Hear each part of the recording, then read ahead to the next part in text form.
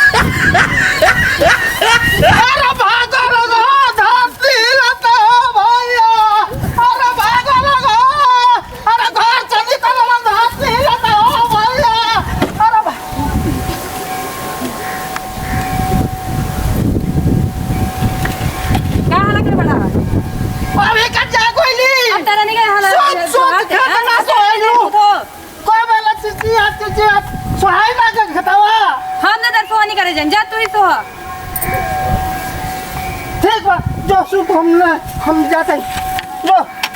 अभी के नहीं कहा तो जा है ने हंसो डाली घोसिया गोया का खाई गैया की जिम्मा ले ले बनी हां मैं जा दो कि ना ना सुत गए हां जा जा ना जाबी तो गैया का पानी दिखा दे हम जाता नहीं ओहरा से घास कटले आई बा गैया के ले आई तो रहो घर में मत निकल हम जाता नहीं।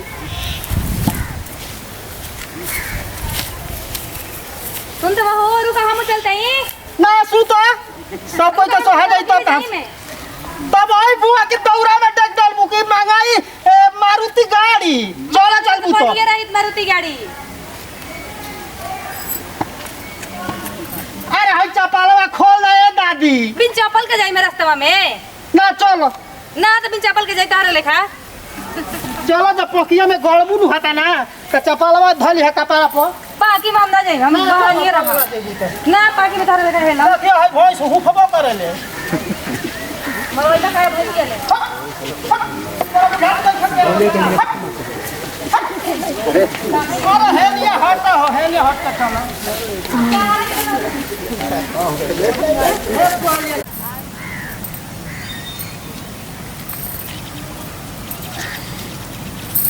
है सब अपने है सब अपने है सब अपने देख पकिया मेरे कइला आराम रखे ना पक्का पर धान रोपाई तो तू हबू पाकी में हम ना हेले देखिए कि पानी में डर लगा बोल रे तार बाबू पिटा के दिहलो होई पर धान रोपब तो हमर बाबू ने आज तक सिखले रंग कैसे धान रोपने ला कैसे तोड़ अरे चल भी के माथा खराब करबे हम माथा खराब करता नहीं चल चुप चुप आगे बोलता भरत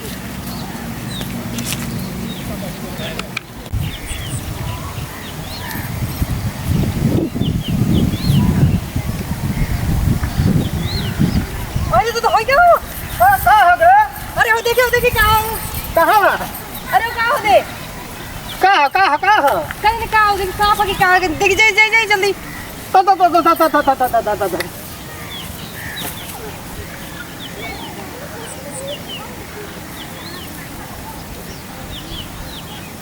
अरे वो कहां होते देखी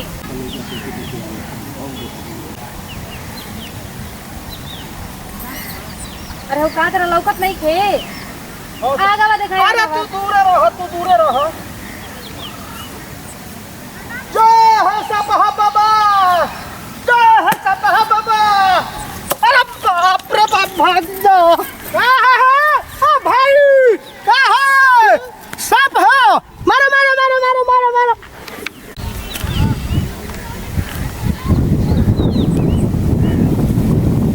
हम नहीं जा तू ही अरे घरे अपन हतुगा नहीं थे गए नहीं ना हम नहीं कहीं झूठे से कहत कि क्या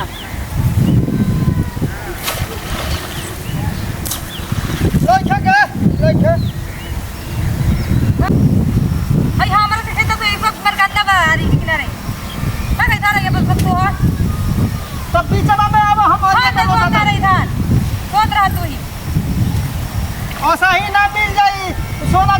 राउर तू ना करब हे हमरे के लिए घरे से जो आवे खाती ना। पासिया में हिलावे खाती ना ना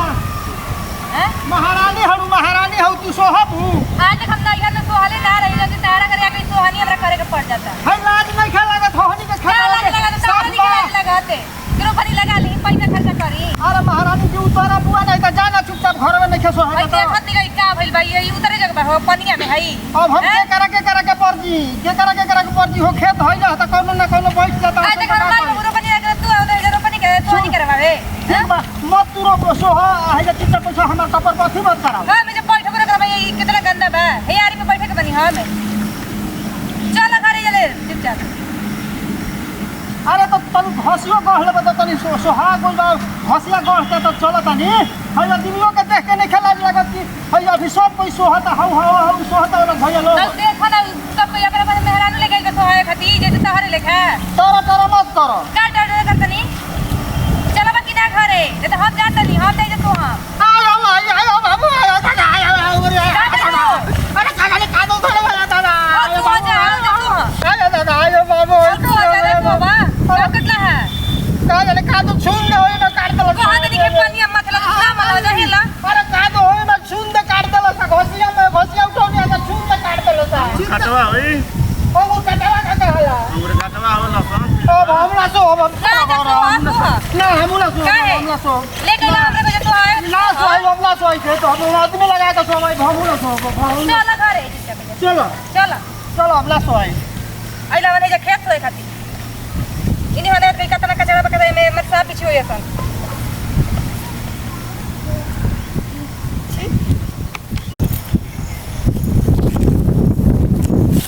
चलो सोहनी तो होइए कोई अच्छा ला सोनी तक आदमी लगा दे हम ठीके कहत रहू हमर हाथ घाई कह ना हमर पतिया तरह खराब लागेला ना ठीक कहत रहू अब हम तारा के ना कहब सोहे के कबो नमस्कार प्रणाम भोजपुरिया भाई ई हमनी के कॉमेडी बनौनी है जा एमे बहुत सारा मकसद छुपल बा भोजपुरिया भाई देखी ई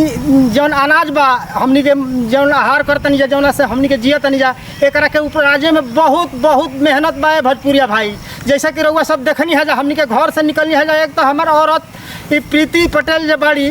ई घर से निकल ना रही है सोहे खातिर कैसे कह के हम इनका के घर से निकलनी है रास्ता में सांप मिलल है भैया हमहू तो बहुत डरपोक आदमी हनी सांप कबो जीवन में मरले नहीं खी बाकी लाठी चलौनी है मर गई हाथ शायद नहीं तो भाग गई हुई काहे के रल है ना ओइजा से चलनी है जाए भैया खेत में गोइनी है जा तो खेत में देखबे कहनी है हम ओ भाई लोग से निहोरा करतनी हाथ जोड़तनी है भोजपुरिया भाई लोग हे शहरी बाबू लोग अपन देश प्रदेश अपन राज्य अपन देश स्वच्छ भारत मिशन के तहत बाहर में शौच मुक्त हो गई बड़ुए खुले में शौच मुक्त हो गई बड़ुए फिर भी हमारा भोजपुरिया समाज आए देश के लोग अभी भी गांव के बाहर लोग शौच करता बताई जौना खेत में हमनी के काम करे के बा आ वही खेत के आरी पर लोग शौच करता का गति होता ये जो हमार बाड़ी घर वाली ये गंदा देख के खेत में नहेली है भोजपुरिया भाई लोग तो हम वो भाई के हाथ जोड़ के